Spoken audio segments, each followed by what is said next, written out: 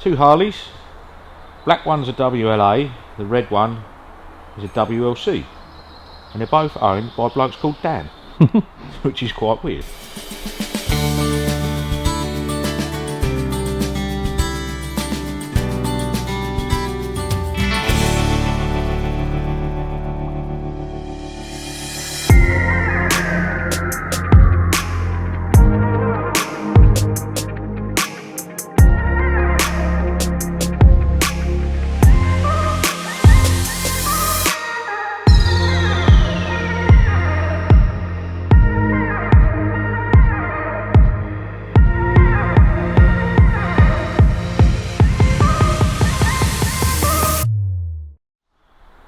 Well, we were talking about the differences.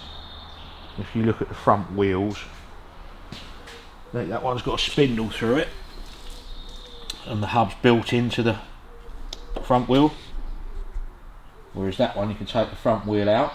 See, the brake drum's totally different. That brake drum stays on the bike. Hasn't got the pull-out bar, it's just got the spindle in there. Should have split pins for it. Obviously no front stand. Harley's, the WLA's never had a front stand. He's missing the struts. They should have a piece like this, but this is a lot wider for the WLC to take the stand. That's the correct setup for WLC, whereas the WLA, the headlamp should be down there. That's just something they've done. I'm not sure what the civilian one, whether the headlamp, I would imagine the headlamp was high like that. I don't really know. This one has got the military crash bars still on it, whereas that one hasn't. It should have them. Hasn't got a rear stand, which it should have, but the rear stand on a WLA doesn't have. It might have those cross braces in, but it definitely doesn't have the sort of sand feet like that. That's a civilian exhaust pipe. See the way it comes out into the fishtail? Oh yeah. And it blows the exhaust gases downwards. They didn't want that in the military, so they just put a straight pipe, because that will blow dust up as the exhaust hits the floor. What part of they thought that was not going to make you notice of Harley Davidson going down the road, I do not know, but both back wheels are the same on a WLA and a WLC. This, I don't think they're genuine bars. They look a lot lower, don't they? 3.5 foot. Yeah, they're slightly wider, those ones. They did lots of different bars. You had big twin bars, and they all sort of fit the Springer forks. So I'm not really. I would say these are genuine. I don't know, because they did all sorts of weird things. They did what they call bikini bars. They did one with a brace across here. So all sorts of different stuff. Dan's put the spot lamps on as an accessory. But that would have been a military bike at the beginning. This is a military bike, yeah. Yeah, it's actually got the right engine number on it. It's 42 WLA 51143. So they're 42 casings. This one is what they call a suicide clutch.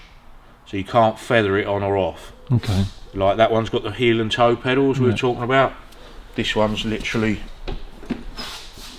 on or off. He's had the brake lever swapped over to the right hand side as per our normal way of riding. Obviously both got tombstone lights on them, they're different. So originally they had the twin blackout lamps. They both should have a rack on them.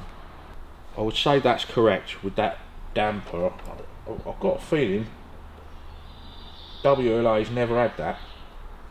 What was the dampener used for? Take out some of the... As your forks go up and down, it just softens the blow a little bit, if you know what I mean. See, that's your low headlamp on a WLA, which is the black one. Low headlamp, marker lamp on the front, blackout marker lamp, your gun rack. So they didn't have the sliders underneath then, you see. Whereas a WLC, I'm pretty sure, did have them.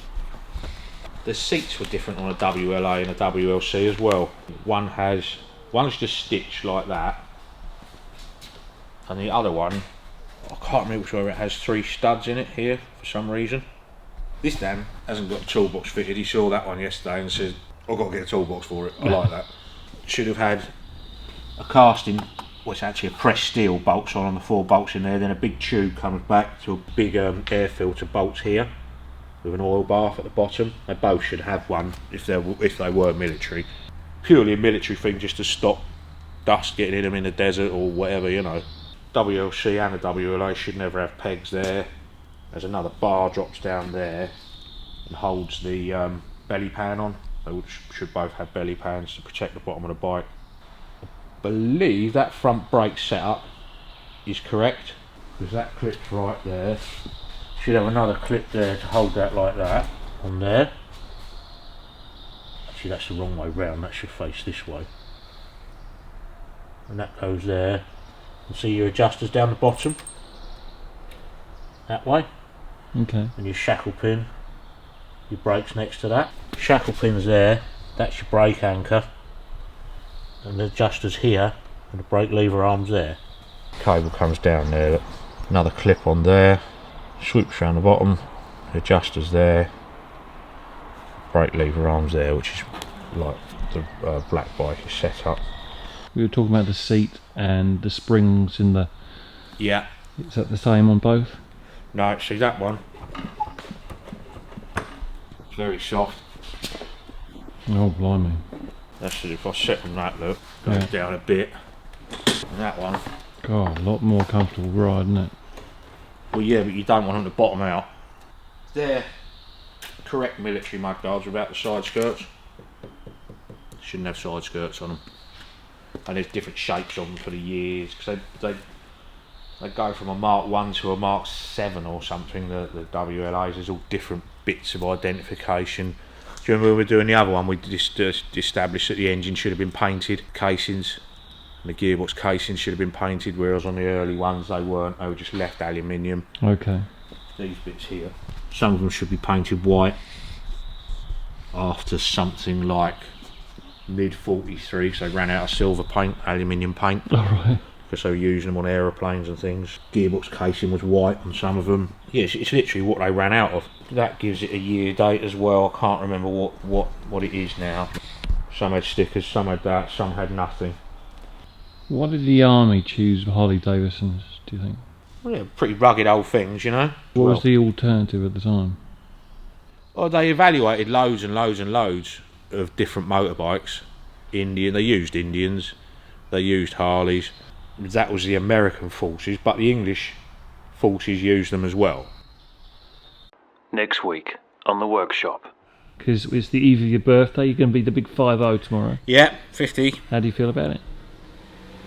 Yeah, alright, don't really bother me, birthdays. No. And you're going to go fishing? Yeah, I'm going to go fishing, I'm making gumbo. I bought 60 quid's worth of ingredients yesterday. Oh, it's going to be a good one then. Yeah. And that's your last pack of backy. Forever and ever and ever. Fantastic. And what are you hoping to get for your birthday? Anything nice? I don't really know. I've got a workshop manual coming for the other lathe I'm building, which is quite good because I need it. I think I've got the complete works of Agatha Christie coming because I read a lot, and I don't really know apart from that. So time will tell. Any big celebrations? Any parties? Can't really do anything, can you? Chris was trying to organise my wife, everybody to come round on Sunday, but you can't do it, can you? Yeah, so it's difficult, isn't it? So 50 though, huh? Yeah. Wow. They never said I'd make it. Yeah, I was thinking back to like when the kids were born, and that time just flies by. Every time you blink, it's Friday again, isn't it? Exactly, yeah. Yeah, it's mad. That's it. I'm sure I'll have a few hearty ales. No doubt.